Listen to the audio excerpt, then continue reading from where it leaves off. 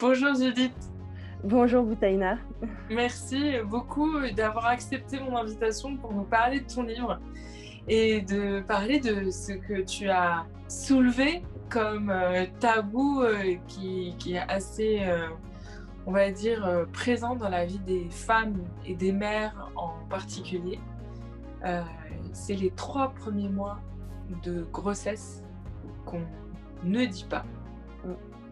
Tout à fait. Ben, on ne les dit pas. Alors, c'est toujours intéressant de regarder les choses qu'on ne dit pas. Pourquoi on ne dit pas ça? Ben, parce qu'on a peur.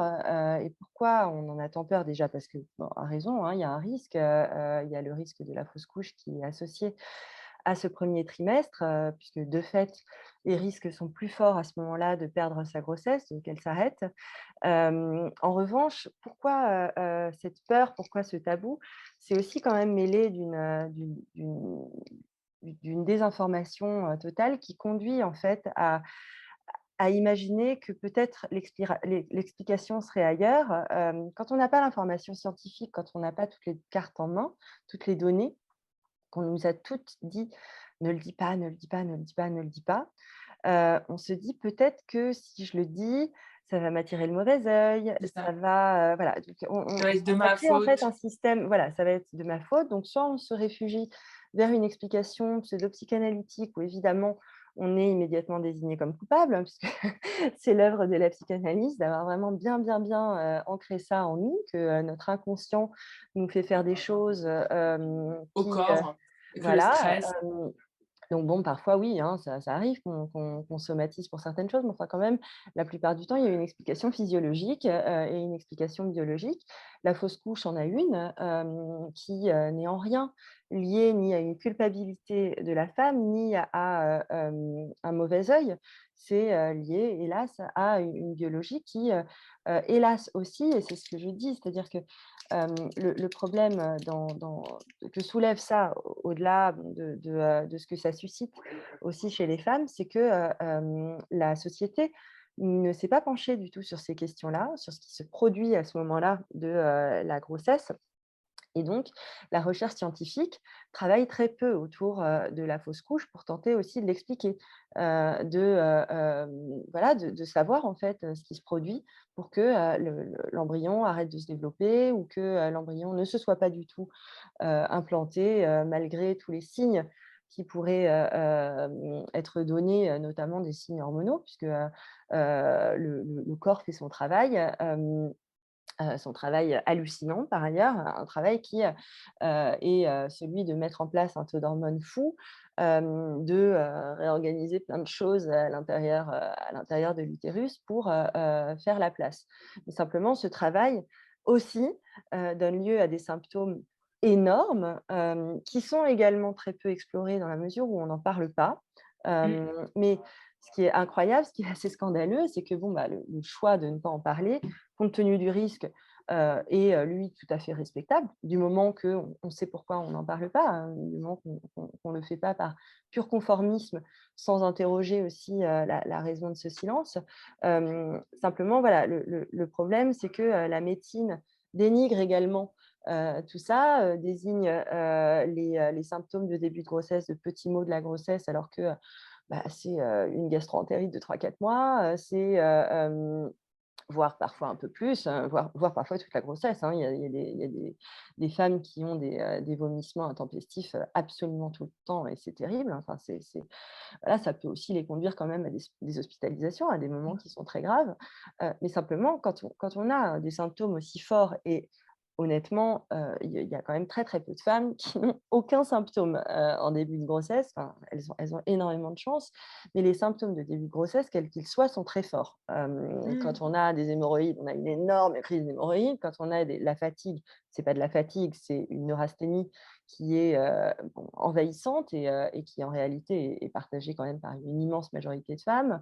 Hem Dans des degrés divers, mais bon, enfin, à chaque fois, c'est quand même assez dur à porter.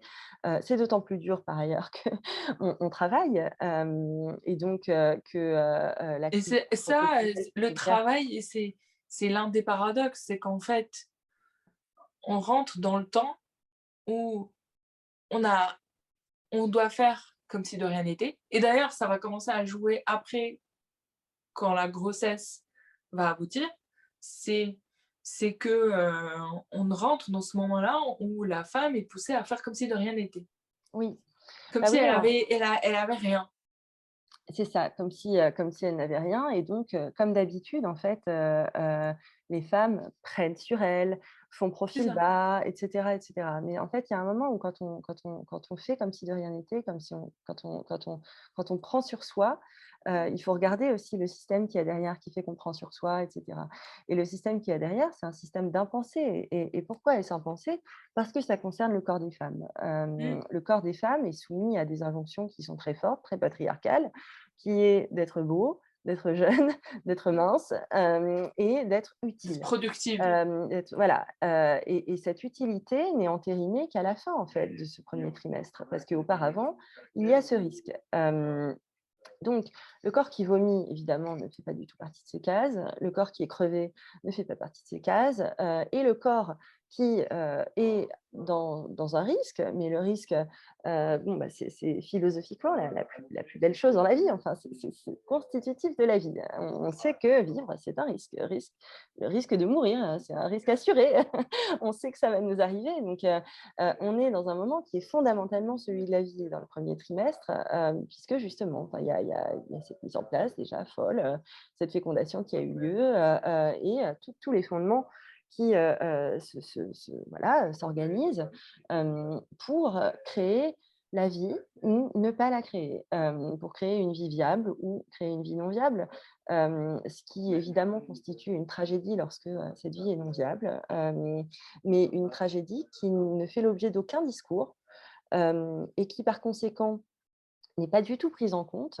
On n'a même pas appris à l'échelle de la société les mots qui conviennent d'être prononcés à une femme qui dit je suis en train de traverser une fausse Mais couche. ça crée tout de suite un malaise, en fait. Déjà parce qu'on considère que c'est de l'ordre du domaine des femmes. C'est un peu comme les règles. Heu, c'est quelque chose qu'on ne doit pas que les hommes déjà ils s'imaginent même pas, ils ont même pas soulevé le voile de ce que c'est Ouais, et qu'en plus c'est les femmes elles-mêmes, si elles en ont pas parlé entre elles, elles ne savent pas parce qu'il y a pas de transmission. J'ai autour de moi dans ma famille, j'ai toujours des souvenirs, on en parle: «Ah ben elle, entre cet enfant et cet enfant, il y a eu un autre enfant, mais on n'en parle pas» et mmh, c'est ce mystère qui couvre, un peu ce sujet-là et qui en plus du coup désespère la personne quand elle le vit parce qu'elle a l'impression qu'elle est toute seule. ouais. Elle a l'impression qu'elle est toute seule, elle a l'impression que c'est sans doute sa faute, elle a l'impression que si elle le dit, elle va, éloigner autrui qui, va se dire, enfin, en fait, ça porte malheur, voilà, une fois de Oui, plus. Donc il y a un problème là-dedans et c'est un problème, cette ignorance, ce que tu dis là, enfin, sur le fait que les hommes ne soient pas au courant exactement comme pour les règles, est très juste, mais c'est un problème d'éducation, là. oui, C'est un problème, enfin, c'est-à-dire que la médecine, bon, devrait quand même, pouvoir prendre en charge correctement, ne le fait pas, et même, prend en charge de manière violente. C'est-à-dire que, ne simplement pas, tendre les coordonnées d'un psy, orienté, voilà, recommandé, c'est déjà une violence. Sans parler évidemment des des discours termes. par-dessus la jambe, des terminologies, des manières de renvoyer les femmes chez elles avec le cytotec pour, qu'elles évacuent, l'embryon sur leur toilette et qu'elles tirent la chasse d'eau, dans des stades plus avancés, qu'on les fasse accoucher dans les unités où les femmes accouchent de bébés qui sont en train de crier et de pleurer. Enfin, tout ça, ce sont des violences à diverses échelles, mais ce sont des violences et il faut nommer les choses, ainsi.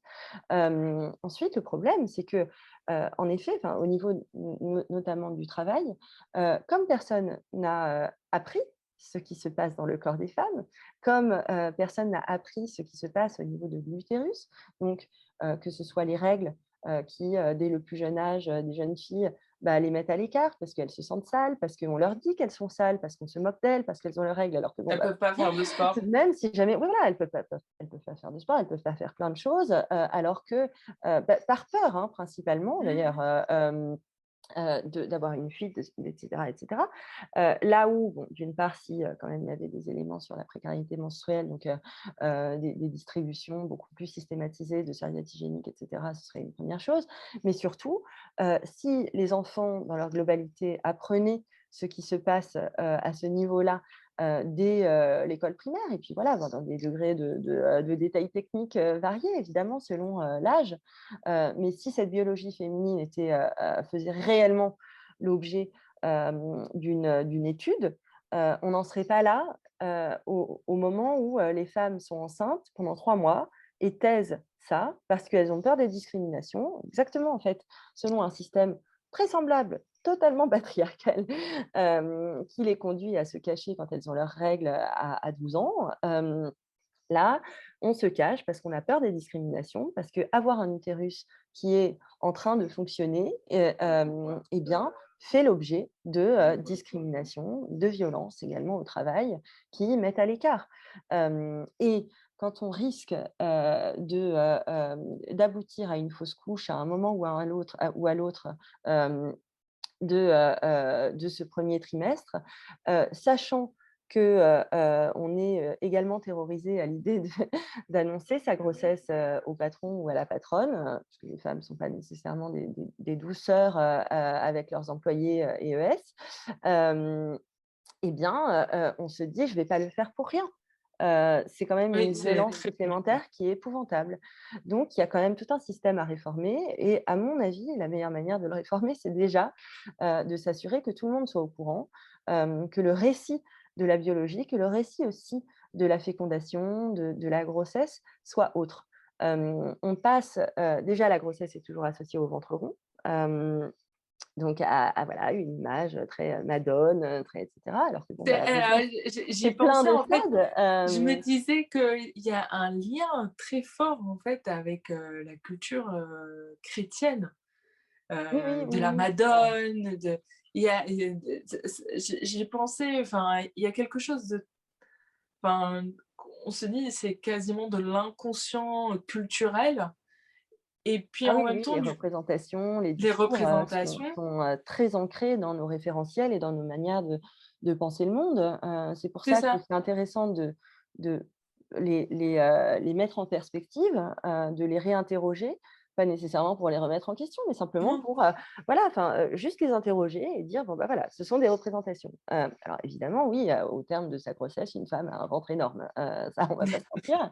En revanche, au début de sa grossesse, une femme qui est pleinement enceinte, eh bien, n'a pas un ventre énorme. Donc, une grossesse, c'est plein de stades. Donc, il y a déjà ce point de la représentation où la grossesse est aboutie. Mais c'est vrai que dans le récit biologique, on a un récit qui est purement patriarcal. Là, pour le coup, c'est les spermatozoïdes guerriers qui arrivent avec leurs lances pour entrer dans le gros ovule tout mou qui faisait rien. Donc vraiment, enfin, on se pince parce que l'ovule a quand même un rôle extrêmement important. Et une fois que la fécondation, que le spermatozoïde conquérant est entré dans le gros ovule tout mou, cut tout, la division cellulaire, et là, on se focalise complètement sur l'embryon. Donc, c'est bien hein, de se focaliser complètement sur l'embryon, mais on se débarrasse complètement du regard qui se fait sur l'utérus, la mise en place dans la corporalité féminine de tout ça. On ne regarde pas quelle est la conséquence dans la corporalité féminine. Et quand on regarde ce qui se passe, alors quand on étudie un peu ça en biologie au lycée, hein, on regarde ce qui se passe chez les animaux et bon, bah, on regarde pas trop si les animaux vomissent ou je sais pas quoi, ou sont crevés.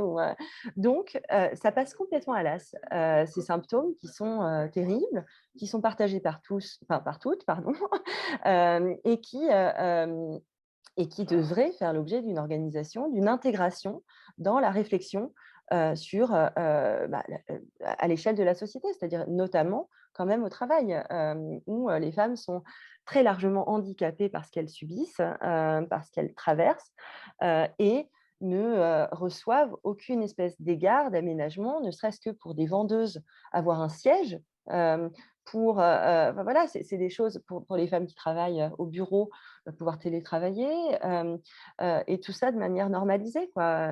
Mais Bah, et simplement si au bout, ça il y s'est a de la passé, hein, discrimination.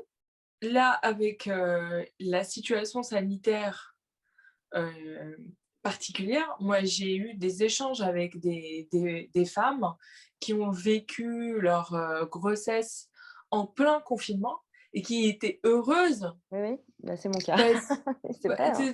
de ne pas avoir à rencontrer, des personnes, ne pas se sentir jugées et juste elle disait de couver, en fait, et de ne pas avoir tout ce stress qu'il y avait derrière et aussi de pouvoir se concentrer sur leur corps et ce qui se passait dans leur corps. C'est Oui, oui, ce et puis qui est ça empêche à hallucinant. aucun moment de, enfin, voilà, le fait de pouvoir être en position, et là j'entends en position physique, Mmh, confortable, de pouvoir, vomir dans ses propres toilettes, de pouvoir dormir, faire un power nap sur son canapé, plutôt que sur les cuvettes des toilettes. Tout ça, c'est des éléments de dignité qui font qu'en réalité, on est beaucoup plus productive, quand on a du travail. Enfin, et ça n'entame absolument pas la capacité de travail, non. d'être dans cette posture qui est, une posture de confort.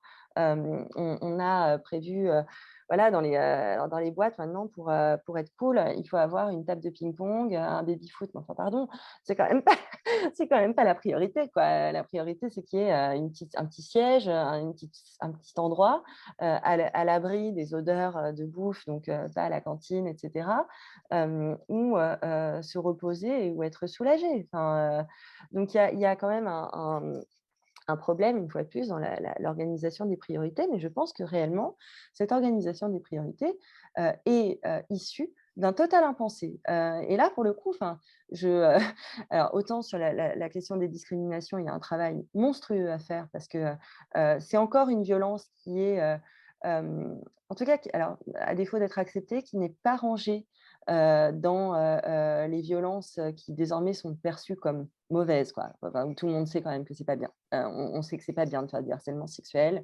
on sait ça. Donc il y a quand même un peu de prévention, ou au moins les gens qui le font sont sans doute au courant que c'est quand même des gros salauds. Heu, la discrimination faite aux femmes, en période de grossesse, qui peut aller d'une toute petite phrase, mais une toute petite phrase peut être terrorisante. On peut se dire: «OK, bon, bah, là, maintenant, je vais faire profil bas, et je ne vais plus rien dire parce que je veux juste garder mon travail. Je ne vais Oui, même pas oser demander une augmentation, je ne vais rien ouais. oser faire.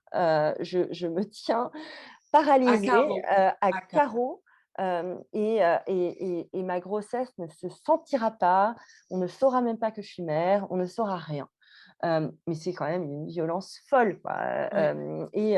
On est dans un moment où, la grande mode, c'est de parler de l'engagement des employés. Il faut des employés engagés, il faut, engager faut Du sens, recruter, voilà, une quête de sens, de la recruter des passion. personnes, qui arrivent totalement passionnées, hyper alignées avec le travail pour lequel ils postulent.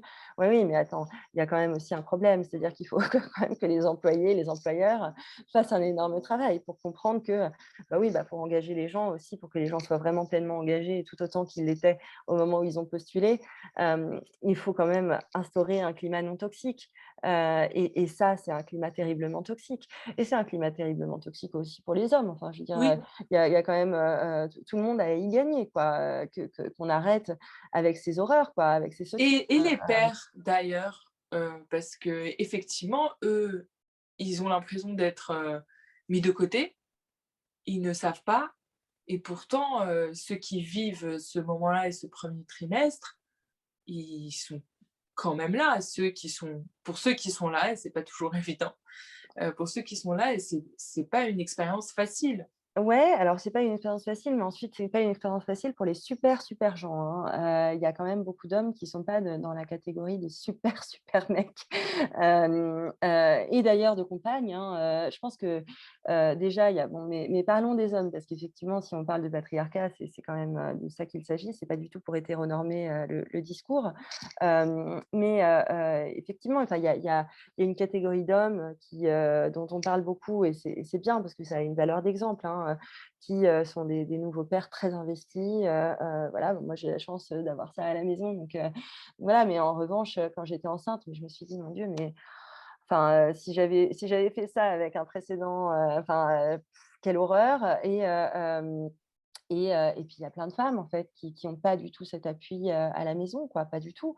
Et une fois de plus, comme, personne n'en parle, comme dans les manuels, de grossesse, c'est catalogué en petits mots de la grossesse, et cetera. C'est un discrédit énorme. C'est-à-dire qu'on se dit: «Bon, bah, OK, je vais encore une fois faire profil bas, même à la maison, parce que, si je dis que j'ai mal, si je dis que je vomis, si je dis que j'en peux plus, on va encore me renvoyer à mes chères études. On va encore me dire que, bah, c'est moi qui Toi, l'ai c'est voulu toi cette qui le grossesse, voulais. voilà, enfin, que maintenant j'assume, et voilà pour la charge mentale, voilà pour les dépressions aussi prénatales, qui sont, quand même légion. Enfin, il y a énormément de femmes qui sont diagnostiquées, dépressives, avec des vrais symptômes psychiatriques, hein, de la dépression, à ce moment-là.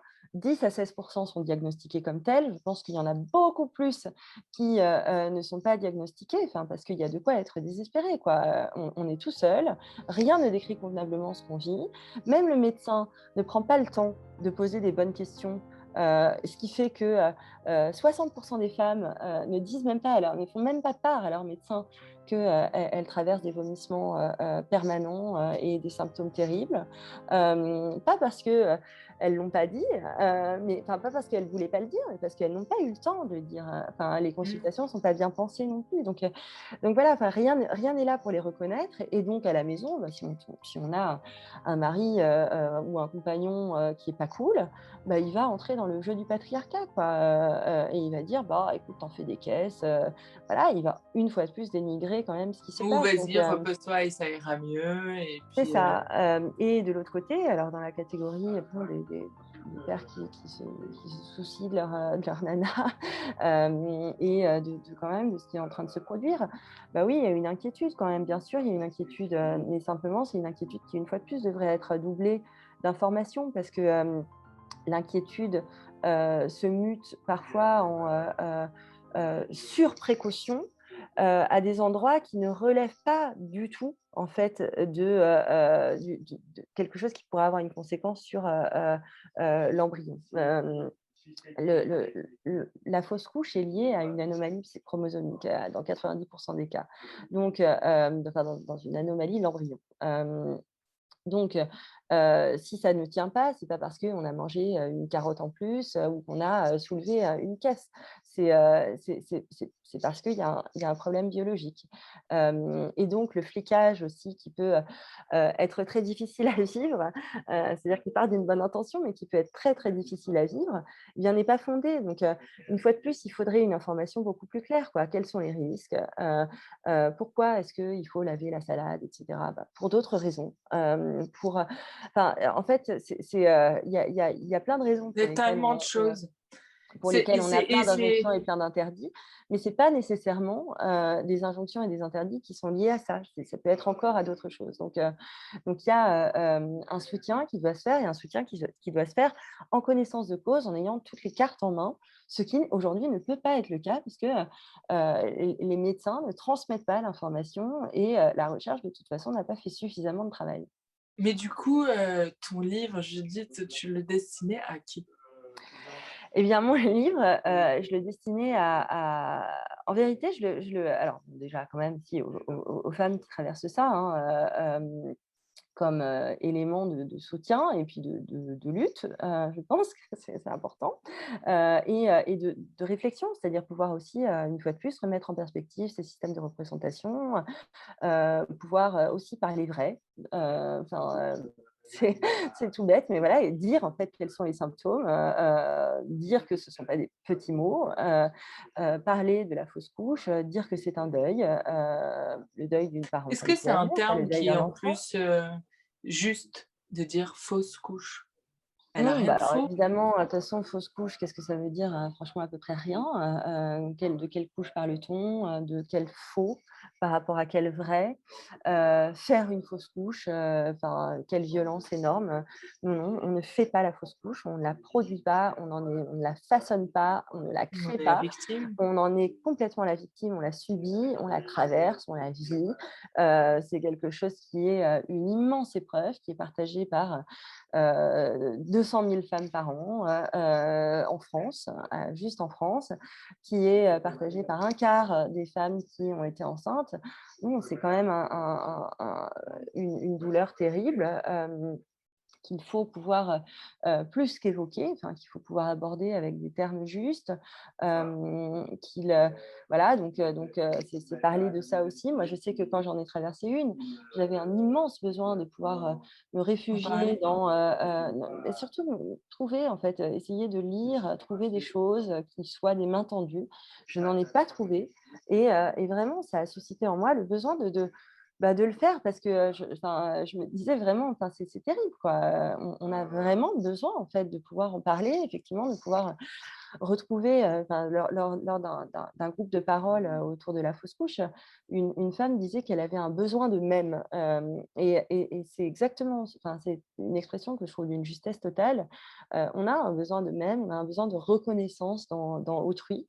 Camille Froide-Vaumétry, qui préface le livre, parle du fait qu'on comptabilise les naissances, mais jamais les grossesses. Or, il y a souvent beaucoup plus de grossesses qu'il n'y a eu de naissances à l'échelle d'une seule et même femme. Donc il y a, quelque chose à faire autour de ça et puis ensuite effectivement, interroger ces systèmes de représentation, interroger aussi le système en soi, dans, la manière dont il traite les femmes. Donc la médecine qui traite absolument pas les femmes, enfin vraiment qui ne regarde pas leur corps, le monde du travail qui discrimine à tout va et cetera et cetera et donc, regarder un peu tout ce système. Donc dans un premier temps, oui, les femmes, sachant que c'est pas un guide de grossesse, mais bon, pourquoi pas après tout? Mais c'est vrai, surtout en réalité, les managers, les médecins, les sages-femmes, les RH, Et les même les compagnons, RH, je les sais pas, compagnes. est-ce qu'ils pourront, en faire quoi que ce soit? Parce qu'officiellement, ils ne sont au courant qu'après le premier trimestre. Non, mais ils peuvent l'être avant. Mais en fait, le tout, c'est d'instaurer un climat non toxique C'est ça. dans l'entreprise.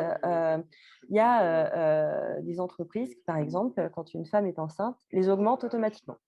Comme ça, il y a même pas la gêne J'aimerais de bien connaître l'entretien la liste de annuel. ces entreprises, hein. Non, mais c'est des pratiques intéressantes. C'est-à-dire que il faut regarder les bonnes pratiques, et c'est des très grosses entreprises. Je veux dire, c'est pas, des endroits, enfin, Je sais.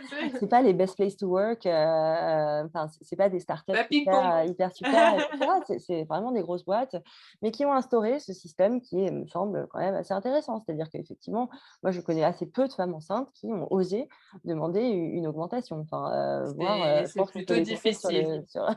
un doigt d'une main. Donc, voilà, enfin, donc c'est plutôt difficile. Donc, instaurer ce genre de pratique, instaurer, voilà, un discours aussi autour du fait que on sache que bien sûr, enfin, les femmes ne font pas d'enfants à la retraite. Donc, si elles font des enfants et lorsqu'elles en font, bien sûr que ça passe par ce premier sas qui est un sas difficile et donc avec aménagement, etc. Et il est tout à fait possible au sein d'une organisation de travail de désigner une personne.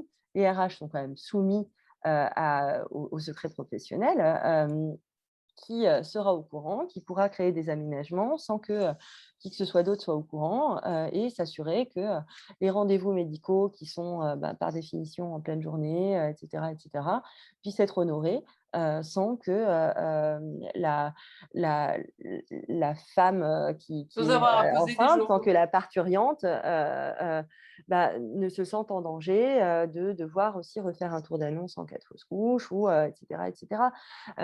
Et effectivement, alors tu parles de poser des jours, il y a énormément de femmes qui, étant donné vraiment les symptômes, la force des symptômes, s'il n'y a pas d'aménagement qui leur sont proposés, et si elles n'osent pas en demander, eh bien, parce qu'au bout d'un moment, c'est impossible en fait de prendre les Très compliqué. transports aller, retour, de vomir tout le temps, d'être mort de fatigue, etc., alors qu'on aurait très bien pu travailler à la maison, qui demandent des arrêts de travail.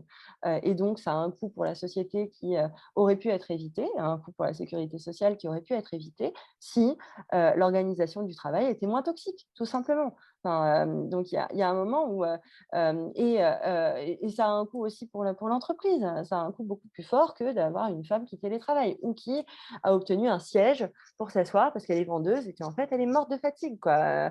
Donc il y a un moment où, cette maltraitance institutionnalisée, faite aux femmes doit cesser et tout le monde s'y retrouvera, vraiment tout le monde. Mmh. Je te remercie parce que c'est important, ton combat, tes mots et j'encourage vraiment à lire ton livre parce qu'en plus, il fourmille de ressources, que j'avais jamais retrouvées comme ça, retrouvées dans un livre et même le style en fait honnêtement je le trouve frais, heu parce que la maternité a quelque chose de toujours un peu empoulé, Ouais, très alors gnangnan aussi, très gnangnan, alors qu'en fait, voilà, c'est juste, c'est hyper concret, quoi. C'est hyper voilà, trivial même, c'est ça, enfin, c'est trivial. Et je dis toujours, la maternité, c'est unique pour chacune parce que chaque maternité sera particulière, mais en même temps, on le vit toutes à une manière ou d'une autre. Qu'on le porte l'enfant ou qu'on le porte pas, parce qu'il y a des formes de maternité complexes.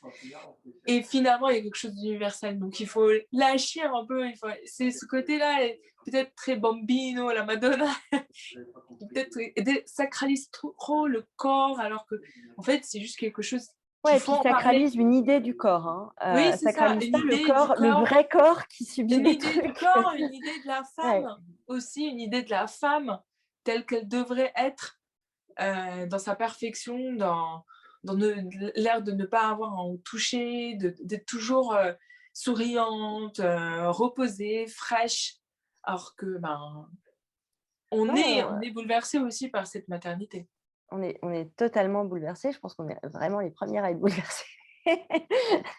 Donc oui, effectivement, enfin, je trouve que c'est très important d'en parler dans des termes qui sont, crus, en réalité. Alors c'est pas cru, et il y a aucune violence dans la crudité, Non. en question, mais simplement, dire la trivialité, et pour pouvoir dire la trivialité, je pense que c'est important aussi de se débarrasser de, toute une, terminologie qui est très bébé, quoi. On nous appelle maman, dès le test de grossesse, alors que bon, bah, tout en nous disant surtout: «Vous ne projetez pas». Donc, bah, OK Ouais, les c'est vrai. gars, enfin décidez-vous. 1 et deuxièmement, est-ce que c'est très sain que, les médecins, que, la société nous appelle maman, qui est un terme, enfantin? Je pense pas. Je pense que ça nous ramène à un statut d'enfant, et donc à un statut très peu, bah, voilà, non adulte, à qui, l'information ne doit pas être donnée de manière entière, à qui, envers qui on peut être tout à fait condescendant, parler, de manière très Et j'ai tranchée bien aimé et l'intro que tu as eu un moment en disant, «Si les femmes savaient, elles le feraient plus». ouais, alors ça aussi, c'est d'une Mais pour condescendance, tout, invraisemblable. c'est ça. C'est-à-dire que, bien sûr que les femmes savent en réalité, enfin, il y a je veux dire, sinon il n'y aurait pas de famille nombreuse, hein, franchement, enfin, donc non, enfin, si les femmes savent, les femmes savent que les accouchements, c'est très dur, que, on met du temps à s'en remettre, que, notre corps a changé a posteriori, enfin voilà, les femmes savent, et il faut que les femmes sachent mieux parce que, Oui, on leur dit pas assez, oui. et on les prépare pas assez et ça suffit les euphémismes, vraiment ça suffit. Et C'est pas ce sain que je quoi, c'est ça qui peut découvre, aussi plonger dans la dépression, c'est ça. Et ce que je découvre, c'est que malgré cette pléthore d'informations, on a l'impression qu'il y a beaucoup d'informations alors que c'est une information qui est, totalement heu, partielle. partielle. Et j'aime bien aussi quand tu cites à un moment même des médias, comme Figaro Santé et en fait, tous ces médias-là classiques ont pendant longtemps, comme Marie-Claire, elle, il y a enfin, on on effleure la question de la maternité, on parle que du glamour, on touche pas, on donne des mots compliqués comme les Loki, comme des mots compliqués pour juste désigner des moments, de l'après-accouchement ou du pendant et qui sont, pas sympas Ouais. et qui vont être vécus pas sympas et les femmes sont choquées quand elles le vivent parce qu'elles elles découvrent le côté un peu, pas glamour trivial et dur de ce moment-là de leur vie.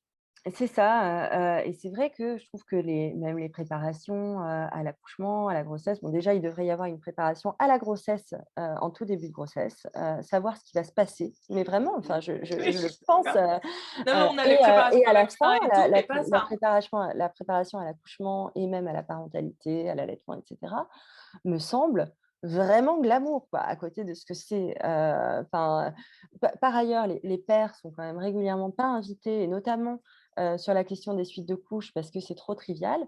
Mais pardon, enfin, en fait, il faut que les hommes soient au courant. Enfin, alors évidemment les compagnes aussi, mais une fois de plus, je j'essaie pas Bien sûr. d'hétéronormer pour hétéronormer, hein, juste pour parler, voilà, d'un système patriarcal, mais il faut que tout le monde soit au courant, en fait, dans Sinon, le on ne couple. serait pas au courant pourquoi le Hem congé parental du deuxième parent, pourquoi il est nécessaire. Oui, c'est ça. Enfin, il y a aussi un rôle de soutien qui est extrêmement important.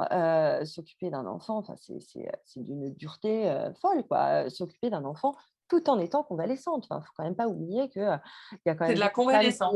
ouais, c'est ça. Enfin, il y a je veux dire, moi, j'ai eu une césarienne.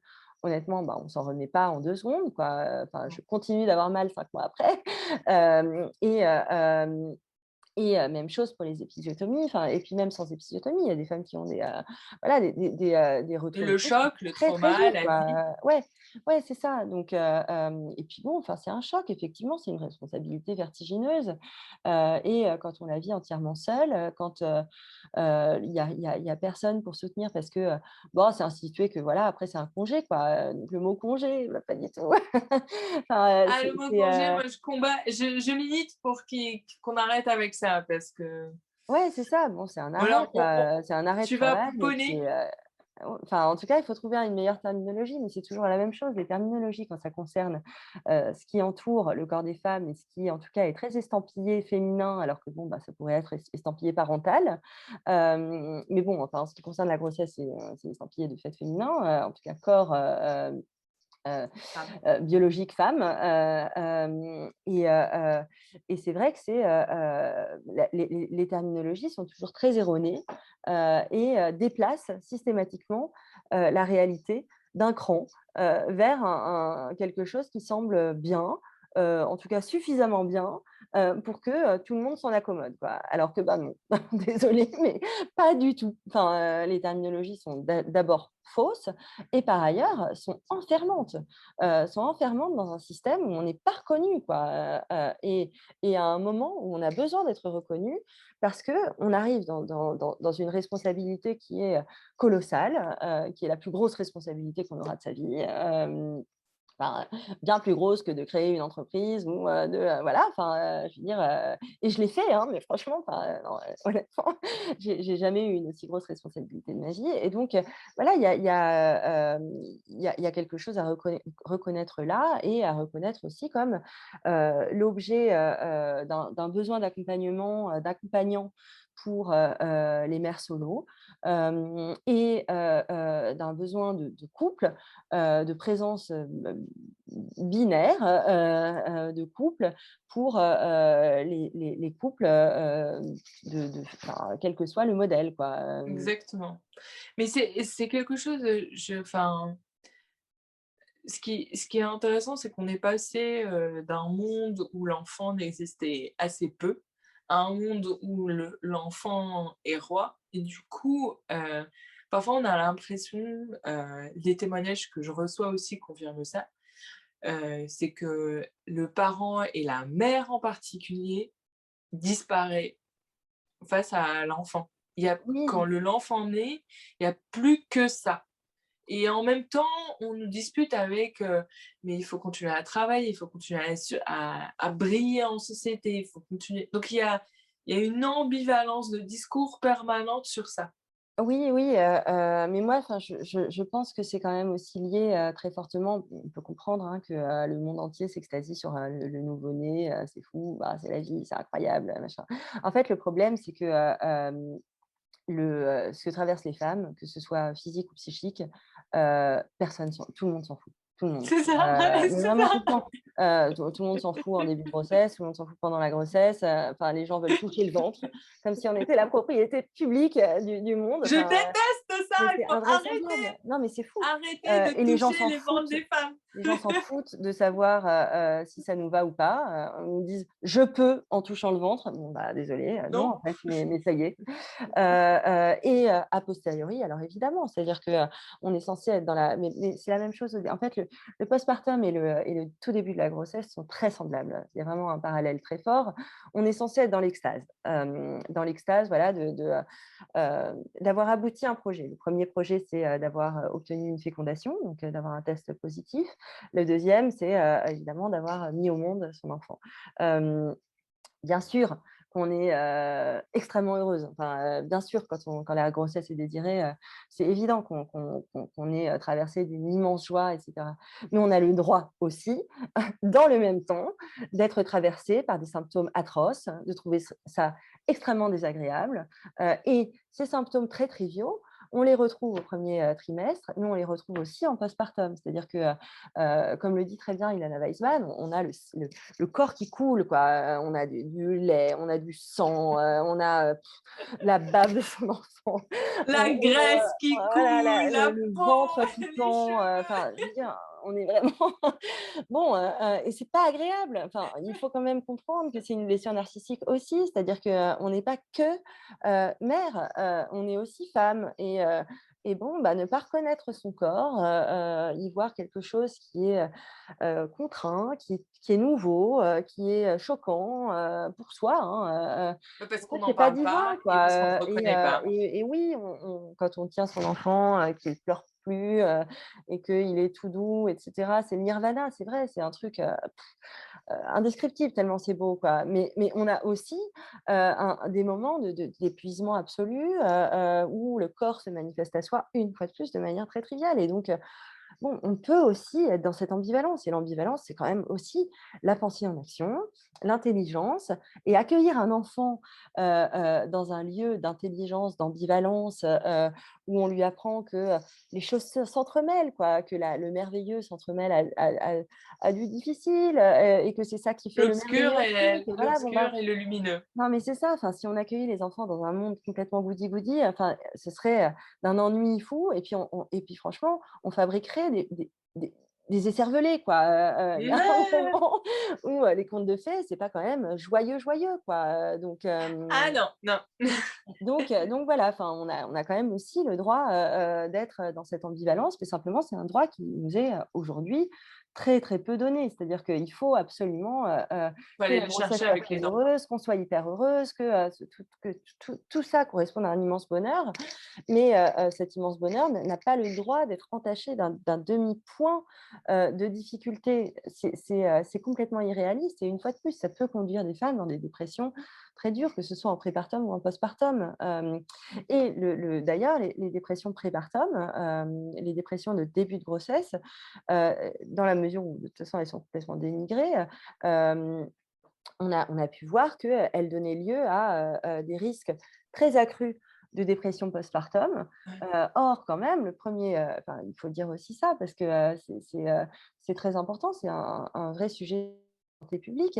La première cause de décès postpartum, ce n'est pas des complications physiques, c'est le suicide. Bon, il y a quand même un sujet, quoi, un sujet énorme à traiter dardard, et ça se traite dès le début. Ça se traite tout le temps. Oui, c'est Et il ne faut pas un lâcher, quoi. accompagnement qui est dans le suivi. Ce n'est Ouais, dans pas. le suivi et puis dans quand même le caractère circonstancié des préparations, etc., etc. Pour l'instant, c'est quand même très, je trouve, encore totalement euphémisé, encore totalement édulcoré, quoi. Et c'est pas bon. C'est pas bon pour la société, c'est pas bon pour les femmes. Mmh. Écoute, merci beaucoup. Je mettrai les références, de ton livre. J'adhère complètement au fait, qu'il est temps qu'on prenne en main aussi, nous, femmes, notre, notre destin de maternité, de le définir comme on le veut aussi et pas juste de laisser la société telle qu'elle voulait nous le définir avant et ça Oui, et puis ça fait partie de notre propre récit. C'est à nous aussi de raconter ce qu'on vit Et Totalement, ça me semble très important, mais ça me semble aussi très important que l'éducation nationale, prenne ça, en main, réfléchisse quand même sa manière d'enseigner, que, la médecine, fasse ce travail-là, que, le monde professionnel qui est capable d'être, souvent un peu en avance par rapport aux cadres légaux et cetera. Il y a eu, le Parental Act, qui a permis à, diverses entreprises d'instaurer, un congé paternité de 4 semaines, un congé deuxième parent de 4 semaines, 1 an et demi avant, son instauration là, après-demain. Enfin, donc il y a peut-être moyen aussi que, les entreprises, au lieu de continuer leur œuvre, très toxique, bah, continuent de proposer des choses bien et puis fassent ça comme un coup de com' parce que finalement les coups de com' et ben, ça donne envie. pour le coup, je le vois auprès de des personnes que j'interviewe tous les jours, des parents, c'est vraiment un facteur d'engagement, comme tu disais, dans le sens où il y a un sentiment de loyauté, de fidélisation quand l'employeur, reconnaît, comprend, intègre la condition, familiale d'aujourd'hui qui est différente de celle d'avant. On ne peut pas reposer sur, notre belle-mère, notre mère, notre voisine, notre Mmh. «village» entre guillemets. Donc on est, de ce fait, enfin, que ce soit homme, femme, peu importe, on est dans cette conciliation permanente, dans ce jeu, dans ce jonglage. Et en même temps, pour ceux qui, je le vois aussi, les mères pour qui c'est difficile, le milieu professionnel, elles envisagent pour la plupart des changements de vie radicaux, de faire des reconversions professionnelles parce Ouais. qu'elles n'arrivent plus à s'y retrouver et qu'en même temps, elles sont mères ou ils sont pères et du coup, ils font avec ce qu'ils ont. Ils ne peuvent pas changer la vie de leurs enfants. Par Ouais. contre, ils peuvent changer de travail. Ouais, ouais. Euh, Oui, oui, complètement, et c'est vrai que, enfin, ces modifications-là, on les retrouve de plus en plus, hein, mais simplement, bon, c'est compliqué une fois de plus parce que, quand on a un projet, parental, enfin, en tout cas, bon, je parle en début de grossesse, on a besoin aussi de sa sécurité d'emploi donc oui, c'est une fois de plus une charge mentale donc qui s'ajoute, quel emploi je vais pouvoir avoir, qui va m'assurer une sécurité financière très vite, être entrepreneuse, certes, mais bon, enfin voilà, enfin bon, bref, donc il y a quand même, je pense, en proactif quand même aussi, une meilleure organisation du travail à penser, quoi. Tout le ah, monde en plus clairement. n'a pas les outils, n'a pas la force, n'a pas, Le soutien, l'envie, le soutien c'est financier parce qu'il faut quand même avoir un peu de sous, quoi, pour faire ça, lorsqu'on enfin, comment, voilà, enfin, quelle que soit la source de cet argent, pour entreprendre ça donc voilà, il faut quand même penser une société pour, aussi, les plus démunis, qui, sont, parents, aussi et qui, ont besoin de pouvoir garder un équilibre, qui ont même pas voilà, qui ont et qui mais c'est la parce qu'ils sont précarisation. C'est pour parents, ça que n'ont je te n'ont pas de disais raison d'être plus précarisés, quoi, voilà et c'est la précarisation parce que du coup, il y a des mères qui, du coup, sont amenées à choisir des métiers à mi-temps parce que, de fait, voilà, c'est compliqué ou bien d'être plus dépendantes financièrement de leur conjoint parce que, de fait, c'est plus compliqué. C'est clair que c'est un sujet qui est le nerf de la guerre sur plein d'aspects et mmh. si des entreprises nous entendent et regardent cette vidéo, s'il vous plaît, adaptez votre organisation et si vous voulez, on sera là pour vous aider et vous dire quelles Oui, sont oui, les oui. pratiques des parents qui enfin, de permettre en tout cas de un épanouissement pas idéal, c'est pas une aliénation au travail, mais en tout cas d'avoir, quelque chose qui arrive à se concilier, avec Non, ces mais tout transitions. simplement, enfin, si le travail est associé à pour le coup, voilà, on en revient au tripalium, donc à la racine étymologique du mot, travail, c'est-à-dire la torture, bon, il y a un moment où ça va pas, quoi. Il faut quand même que enfin, c'est pas à l'avantage des employeurs non plus. Donc il faut que voilà, que le travail soit un lieu bah, évidemment d'œuvre, Pas de de labeur et plaisir tout le cetera, mais temps. enfin, mais quand même, aussi de plaisir. Enfin, que ce soit aussi un lieu refuge, intéressant, et qui, qui soit respectueux, voilà, bon, de la réalité. C'est-à-dire que, en ce qui concerne les femmes, leur réalité, c'est qu'une fois par mois, elles ont très mal au ventre parce qu'elles ont leurs règles, qu'elles sont enceintes, en fait, 9 mois et pas 6, pas les 6 bons mois.